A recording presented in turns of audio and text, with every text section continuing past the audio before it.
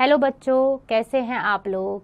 आशा करती हूँ कि आप सभी अच्छे होंगे। बच्चों, शुरू करते हैं आज का अध्याय। खीतीन बाबू। बच्चों, प्रस्तुत पाठ में अज्ञेय जी ने एक अंगहीन व्यक्ति के माध्यम से समझाया है कि जीने के लिए रोटी, कपड़ा, मकान निसंदेह आवश्यक है, किंतु जब तक अदम्य संकल्प शक्ति ना हो तब तक जीवन असहाय है। तो बच्चों, कुछ ऐसे लोगों के नाम लिखिए जो शारीरिक रूप से अक्षम होते हुए भी अपने कार्य क्षेत्र में विशेष रूप से प्रसिद्ध और सफल हुए। आइए शुरू करते हैं कहानी खीतीन बाबू। वो चेहरे, वह एक चेहरा। खीतीन बाबू का चेहरा न सुंदर था, न असाधारण, न वह बड़े आदमी ही थे। साधारण पढ़े लिखे साधारण क्लर्क। मैंने पहल उन्हें देखा तो कोई देखने की बात उनमें नहीं थी, उतना ही कि औरों से भी कुछ कम उनके पास देखने के लायक था।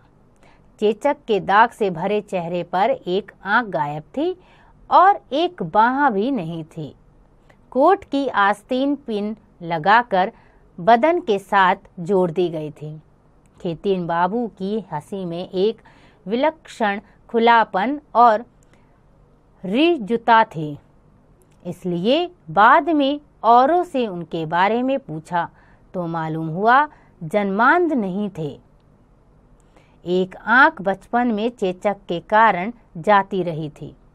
बाह पेड़ से गिरने पर टूट गई थी और कटवा देनी पड़े। उनके हंसमुख और मिलनसार स्वभाव की सभी प्रशंसा करते थे। तो बच्चों, यहाँ पर खीतीन बाबू के बारे में बताया गया कि वह एक तरह से अपंग थे। उनके चेहरे पर चेचक के दाग थे। उनकी एक आंख बचपन में चेचक के कारण चली गई थी और पेड़ से गिरने की वजह से उनका एक बाह टूट गया था, जिसे कटवा दिया गया। आइए पढ़ते हैं आगे। मेरी उनसे भेंट अचानक एक मित्र के घर हो गई थी। मैं दौरे पर जाने वाला था, इसलिए दोस्तों से मिल रहा था। 2-3 महीने घूम घाम कर फिर आया, लेकिन खीतीन बाबू के दर्शन कोई 6 महीने बाद उन्हीं मित्र के यहाँ हुए। अब की बार उनकी एक टांग भी नहीं थी। रेलगाड़ी की दुर्घटना में टांग कट जाने से अस्पताल में पड़े हुए थे। वहां से बैसाखियों का उपयोग सीख कर बाहर निकले थे। उनके लिए घटना पुरानी हो गई थी, मेरे लिए तो नई सूचना थी। मैं सहानुभूति भी प्रकट करना चाहता था, पर झिझक भी रहा था, क्योंकि किसी की असमर्थता की ओर इशारा भी उसे असमंजस में डाल देता है। कि उन्होंने स्वयं हाथ बढ़ाकर पुकारा, आइए आइए, आपको अपने नए आविष्कार की बात बतानी है। उनसे हाथ मिलाते हुए समझ में आया कि एक अवयव के चले जाने से दूसरे की शक्ति कैसे दुगनी हो जाती है। वैसी जोर की पकड़ जीवन में एकाध बार ही किसी हाथ से पाई होगी। मैं बैठ ही रहा था कि वे बोले, देखो आपने कितना व्यर्थ बोझा आदमी ढोता चलता है। मैंने टॉन्सिल कटवाई, कोई कमी नहीं मालूम हुई। अपेंडिक्स कटवाई, कुछ नहीं गया, केवल उसका दर्द गया। भगवान औंघड़दानी है ना, सब कुछ फालतू देते हैं। 2 हाथ, 2 कान, 2 आंख, जब जीभ तो एक है। आप ही बताइए, आपको कभी स्वाद लेने के एक साधन की कमी मालूम हुई है? मैं अवाक उन्हें देखता रहा, पर उनकी हंसी सच्ची हंसी थी और उनकी आंखों में जीवन का जो आनंद चमक रहा था, उसमें कहीं अधूरेपन की, पंगुता की झाई नहीं थी। उन्होंने शरीर के अवयवों के बारे में अपनी एक अद्भुत थ्योरी भी मुझे बताई थी। यह ठीक याद नहीं कि वह इसी दूसरी भेंट में या और किसी बार, लेकिन थ्योरी मुझे याद है और उनका पूरा जीवन उनका प्रमाण रहा। वैसे शायद बताई होगी उन्होंने थोड़ी थोड़ी करके 2-3 किस्तों में। तो देखा बच्चों आपने किस प्रकार कवि ने या लेखक ने बताया कि खीतीन बाबू के चेहरे पर एक शिकन तक नहीं थी, जबकि उनके शरीर में कितनी कमियां थी, लेकिन वह उसके लिए कभी दुखी नहीं होते थे, जबकि हमेशा सुखी और खुश रहा करते थे और दूसरों को भी खुश रखा करते थे। आइए पढ़ते हैं आगे। तीसरी बार मैंने देखा तो वे दूसरी बाह भी खो चुके थे। मालूम हुआ कि रिक्शे से उतरते समय गिर गए थे। कोहनी टूट गई थी और फिर घाव दूषित हो गया, जिससे कोहनी से कुछ ऊपर से बाह काट दी गई। इस बार भी भेंट तो उन्हीं मित्र के यहाँ हुई, मगर उनकी बैठक में नहीं, उनके रसोई घर में। मित्र पत्नी भोजन बना रही थी और खीतीन बाबू एक मूढ़े पर बैठे हुए बताते जा रहे थे कि कौन व्यंजन कैसे बनेगा। वे खाने के शौकीन तो थे ही, खिलाने का शौक उन्हें और भी अधिक था और पाक विद्या के आचार्य थे। मेरे मित्र ने उनकी दावत की थी। दावत का उपलक्ष्य बताया नहीं गया था, लेकिन था यही कि खीतीन दा बच गए और अस्पताल से लौट आए, क्योंकि इस बार कई दिनों तक उनकी स्थिति संकटापन्न रही थी। खीतीन दा भी इस बात को समझ गए थे, तभी उन्होंने कहा था, दावत रही और तुम्हारे यहाँ ही रही, पर दूंगा मैं और सब कुछ मैं ही बनाऊंगा। और खुलासा यह किया था कि वे रसोई घर में बैठकर सब कुछ अपनी देख रेख में बनाएगी गृहपत्नी, मगर विधान खीतीन बाबू का होगा। मित्र ने यह बात सहर्ष मान ली। खीतीन बाबू का उत्साह इतना था कि वही सबके लिए सहारा बन जा। मैं भी एक मूढ़ा लेकर उनके पास बैठ गया। निमंत्रण मुझे भी बाहर ही मिल चुका था। मैंने गृहपत्नी से पूछा, क्या बना रही हैं? और उन्होंने उत्तर दिया, मैं क्या बना रही हूँ, बना तो खीतीनदा रहे हैं। इस पर खीतीनदा बोले, हाँ, मेरा छुआ हुआ आप खा तो लेंगे ना, और ठहाका मारकर हंस दिए। उनका छुआ हुआ जिसके दोनों हाथ नदारद यानी कि गायब।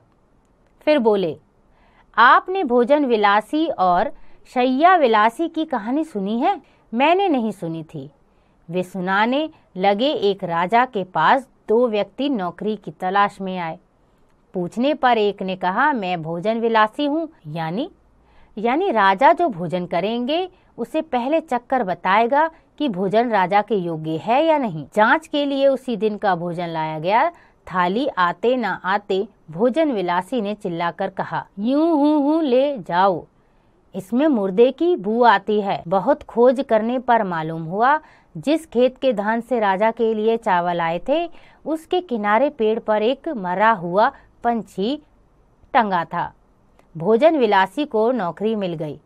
शैया विलासी ने बताया कि वह राजा के बिछौने की परीक्षा करेगा। उसे शयन कक्ष में ले जाया गया।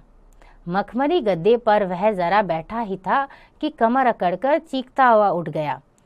अरे रे, मेरी कमर में बल पड़ गया, क्या बिछाया है किसी ने? सबने देखा, कहीं कोई सलवट तक न थी। तब गद्दे वद्दे उठाकर झाड़ा गए, कहीं कुछ नहीं था जो विलासी के कमर में चुभ सकता था, पर हाँ, आखिरी गद्दे के नीचे एक बाल पड़ा हुआ था। इस प्रकार शैया विलासी को भी नौकरी मिल गई। कहानी सुनाकर खीतीन बाबू बोले, वह भी क्या जमाने थे।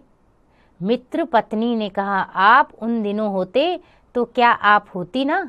खीतीनदा ने कहा, और नहीं तो क्या, मैं होता तो राजा को 2 नौकर थोड़े ही रखने पड़ते।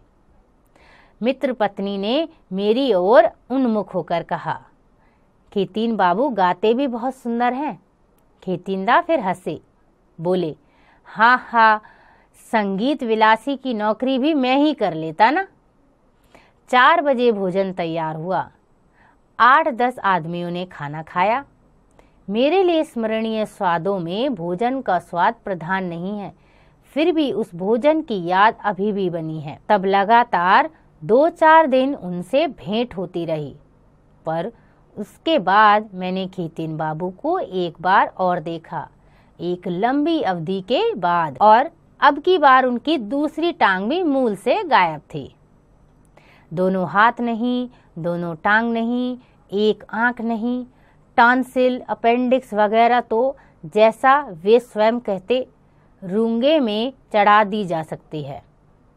केवल एक स्थाणु बैठक में गद्देदार मूड़े पर बैठा था।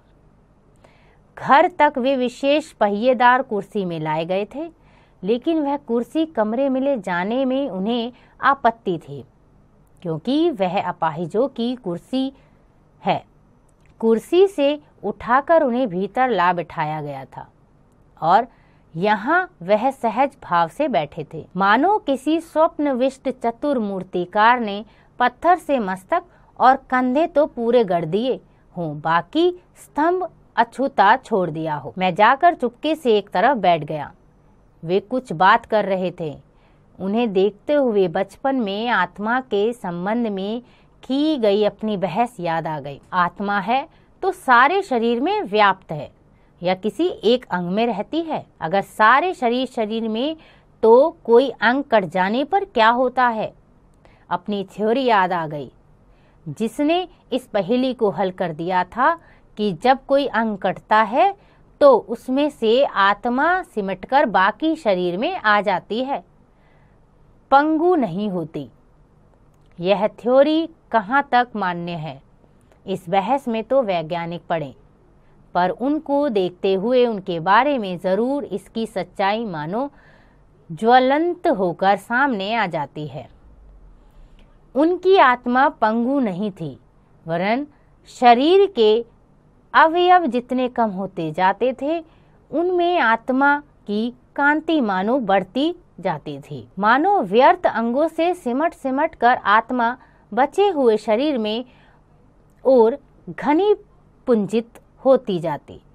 सारे शरीर में भी नहीं, अकेली आंख में प्रेतात्माओं से भरे हुए विशाल शून्य में निष्कंप दीपते हुए एक आकाश दीप के समान। तो यहाँ पर लेखक कहते हैं कि खितिन बाबू के अंग अंग कटे हुए थे, लेकिन जैसे ही एक अंग कटता तो उसकी आत्मा बाकी बचे हुए शरीर में आ जाती और ऐसे धीरे धीरे करते उनका बल बढ़ता चला जाता। तभी खितिन बाबू ने मुझे देखा, छूटते ही बोले छिलाम बेचे वाकते बेशी किछु लागे ना।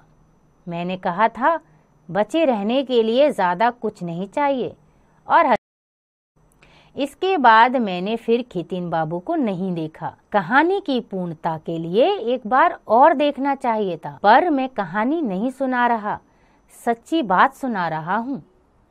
तो मैंने उन्हें फिर नहीं देखा, लेकिन सुनने वाले की कमी में कहानी नहीं रुकती। देखने वाला न होने से जीवन नाटक बंद नहीं हो जाता। मैंने भी सुनकर ही जाना, खितिन बाबू की कहानी चरम उत्कर्ष तक पहुंचकर ही पूरी हुई। टहलने ले जाते समय उनकी पहिएदार कुर्सी एक मोटर ठेले से टकरा गई थी। वे नीचे आ गए और गाड़ी का पहिया उनके कंधे के ऊपर से चला गया। वहां का जो ठूंठ बचा हुआ था उसे भी चूर करता हुआ वे अस्पताल ले जाए गए। बांह अलग हो गई और कंधे की पट्टी हुई। ऑपरेशन के बाद उन्हें होश रहा और उन्होंने पूछा कि कंधा है या नहीं। फिर कहा, जाना गैलो एटा छड़ाओ चले। मालूम हो गया कि इसके बिना भी चल सकता है, लेकिन अब की बार वह चलना अधिक देर तक नहीं हुआ। अस्पताल से वे नहीं निकले। शरीर में विष फैल गया और भोर में अनजाने में उनकी मृत्यु हो गई। खितिन बाबू एक साधारण क्लर्क, साधारण दुर्घटना मृत्यु हो गई। लेकिन क्या सचमुच मैं अब भी उन्हें देख सकता हूँ? लगता है कि जिसे देखता हूँ वह केवल अंगहीन ही नहीं, मानो अशरीरी ही है, केवल एक दीप्ति।